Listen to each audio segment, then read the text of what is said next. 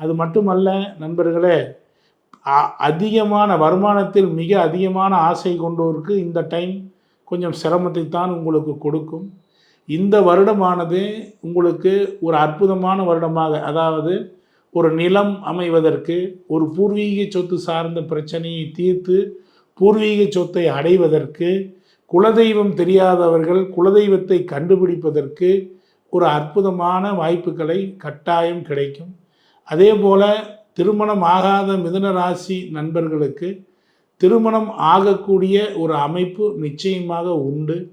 அது மட்டுமல்ல, இதுவரைக்கும் தந்தைக்கும் மகனுக்கும் மகளுக்கும் இடையே நடைபெற்று கொண்டிருந்த போராட்டங்கள் எல்லாம் விலகி நல்ல விதமாக தந்தை மகன் உறவு, தந்தை மகள் உறவு இருக்கக்கூடிய ஒரு அமைப்பு இந்த மிதுன ராசிக்காரர்களுக்கு நிச்சயமாக இருக்கும்.